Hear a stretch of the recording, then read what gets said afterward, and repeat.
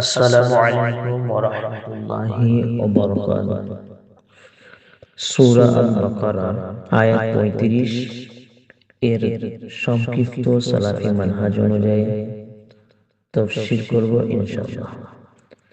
বিষয় জান্নাতের নিয়ামত ও শয়তানের প্রথম ধোঁকা।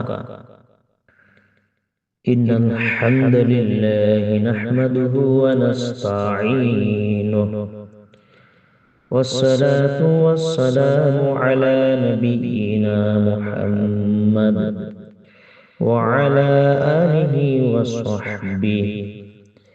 প্রিয় দিনী ভাই ও বোনেরা, গত আয়াতে আমরা দেখলাম অহংকারের কারণে ইবলিস কিভাবে জান্নাত থেকে বিতাড়িত হলো।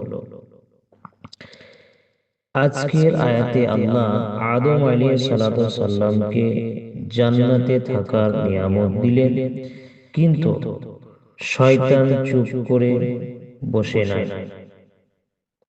২, আল্লাহ সুবহানাহু ওয়া তাআলা বললেন, وَقُلْنَا يَا آدَمُ اسْكُنْ أَنْتَ وَزَوْجُكَ الْجَنَّةَ وَكُلَا مِنْهَا رَغَدًا حَيْثُ شِئْتُمَا وَلَا تَقْرَبَا هَذِهِ الشَّجَرَةَ فَتَكُونَا مِنَ الظَّالِمِينَ। আর আমি বললাম, হে আদম, তুমি ও তোমার স্ত্রী জান্নাতে বসবাস করো এবং তা হতে যা ইচ্ছা তোমরা ভক্ষণ করো, যা ইচ্ছা খাও, কিন্তু এই গাছের নিকটবর্তীও হও না, তাহলে তোমরা জালেমদের অন্তর্ভুক্ত হয়ে যাবে। সূরা আল-বাকারা আয়াত ৩৫। ৩, আয়াতের ব্যাখ্যা। ৪টি মূল পয়েন্ট। পয়েন্ট ১, আসকা আনতা ওয়া যাওজুকাল জান্নাহ, জান্নাতের সম্মান।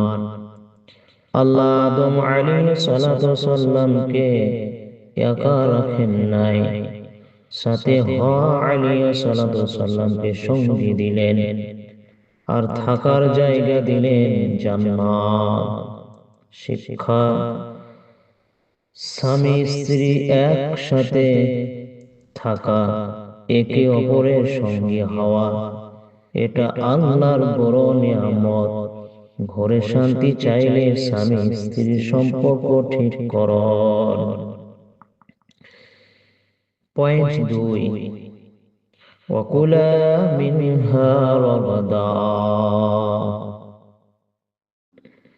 নিয়ামতের অবাধ্য অনুমতি।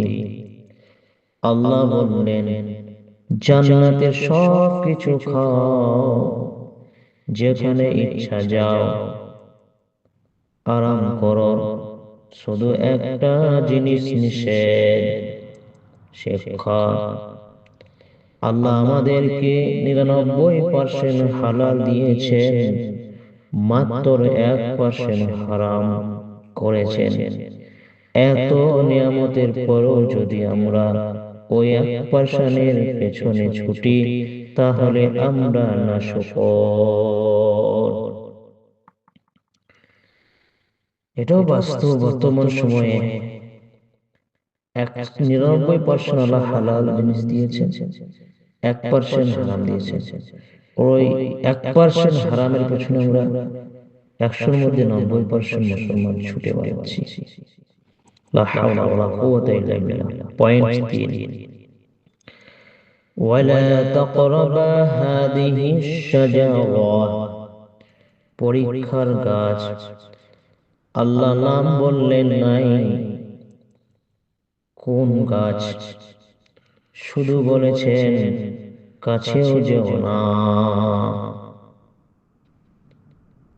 আল্লাহ নাম বলেন নাই গাছে, শুধু বলেছেন কাছেও যেও না। ইবনে কাসির রাহমাহুল্লাহ বলেন, এটা ছিল আনুগত্যের পরীক্ষা। আল্লাহ দেখতে চেয়েছেন বান্দা হুকুম মানে কি না। তাফসীর ইবনে কাসির ১ নম্বর খণ্ড ২৯ নম্বর পৃষ্ঠা। পয়েন্ট ৪, ফাতাকুনা মিনাল যালিমিন, সীমা লঙ্ঘনের পরিমাণ, সীমা লঙ্ঘনের পরিণাম।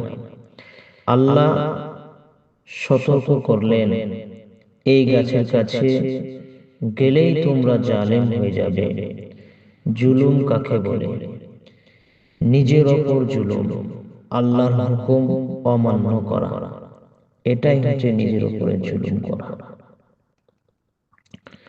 হাদিসে রাসূলুল্লাহ সাল্লাল্লাহু আলাইহি ওয়াসাল্লাম বলছেন, কুল্লু বানি আদম খাত্তাউন ওয়া খায়রুল খাত্তাইন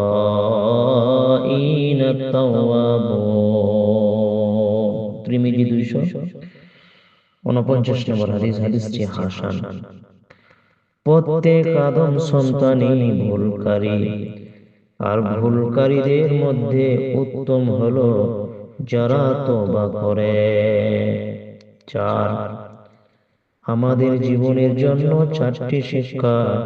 1, নিয়ামত গুণে শেষ করা যাবে না। আল্লাহ আমাদেরকে ঘর দিয়েছেন, খাবার দিয়েছেন, পরিবার দিয়েছেন, শুধু কয়েকটা গাছ হারাম করেছেন, যেমন সুদ, গীবত, জুলুম, এগুলা ছেড়ে দিলে জান্নাতের জীবন, এগুলা ছেড়ে দিলে জান্নাতের জীবন। অতএব এই গাছগুলি যেন আমরা ছেড়ে দিই। তাহলে কি বললাম? কোন গাছের কথা বললাম? সুদ একটা গাছ, হারাম একটা গাছ, গীবত একটা গাছ, জুলুম এটাও একটা গাছ। তো এই গাছগুলি যেন আমরা ছেড়ে দিই। 2, শয়তান গাছের কাছে নিয়ে যাবে। ইবলিস সরাসরি বলবে না শুধু খাও, সে বলবে একটু দেখো, একটু শুনো, একটু কাছে যাও। তাই আল্লাহ বলছেন কাছেও যাও না। সুবহানাল্লাহ, আল্লাহ আমাদের কত ভালোবাসে যে আল্লাহ বলছেন কাছেও যাও না। আর আমরা কাছে তো যাও, ওখানে যে রং তামাশা নয়। লা হাওলা ওয়ালা কুওয়াতা ইল্লা বিল্লাহ। 3, স্বামী স্ত্রী একে অপরের ঢাল।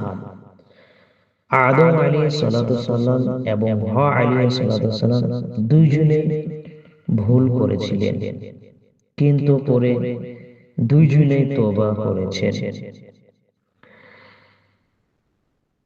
আপনার ঘরে, আমার ঘরে যদি কেউ ভুল করে, তাকে ধরিয়ে দিন, একসাথে আল্লাহর কাছে মাফ চান।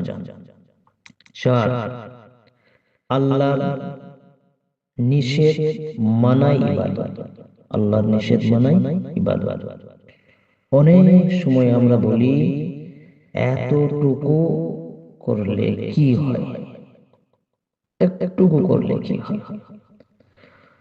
আদম আলাইহিস সালাতু সালাম ও শুধু একটা গাছের ফল খেয়েছিলেন, কিন্তু এটাই ছিল আল্লাহ নাফরমানি। তাই ছোট গুনাহকেও ছোট মনে করবেন না, ছোট গুনাহকেও ছোট মনে করবেন না। আদম আলাইহিস সালাতু সালাম দোয়া করেছিলেন এবং বোঝা যায় আদম আলাইহিস সালাতু সালামকে আল্লাহ সুবহানাহু ওয়া তাআলা ক্ষমা করে দিয়েছিলেন। ربنا ظلمنا أنفسنا وإن لم تغفر لنا وترحمنا لنكونن من الخاسرين। সূরা আল-আরাফ আয়াত নম্বর 23।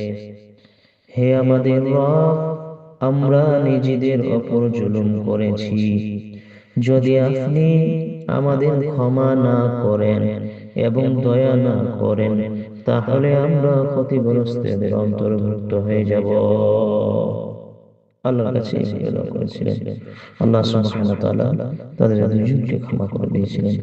আমরাও যদি ভুল করে থাকি এবং আমাদের নিয়ত ঠিক রেখে যদি আল্লাহর কাছে ক্ষমা চাই, আল্লাহ অবশ্যই ক্ষমা করে দিবেন। আল্লাহ হচ্ছেন আল গফুর। 6 সারসংক্ষেপ ও আহ্বান। প্রিয় ভাই ও বোনেরা, এই আয়াত আমাদেরকে তিনটি কথা শেখায়। এক, আল্লাহর নিয়ামতের শুকরিয়া আদায় করুন। দুই, শয়তানের ধোঁকা থেকে বাঁচুন। তিন, আল্লাহর একটা নিষেধও অমান্য আল্লাহর একটা নিষেধও অমান্য করবেন না। আমাদের ঘরের সমস্যা, তাই আল্লাহ বলছেন ইনসাফ করো। আমরা যদি এই একটা হুকুম মেনে নিই, তাহলে পুরো ঘটনা জান্নাত হয়ে যাবে ইনশাআল্লাহ। আল্লাহ আমাদের সবাইকে জান্নাতের পথে চলার তৌফিক দিন। আল্লাহ আমাদের সবাইকে জান্নাতের পথে কবুল করুন। আমিন। وصلى الله على نبينا محمد. سبحانك اللهم وبحمدك أشهد أن لا إله إلا أنت أستغفرك وأتوب إليك. والسلام عليكم ورحمة الله وبركاته.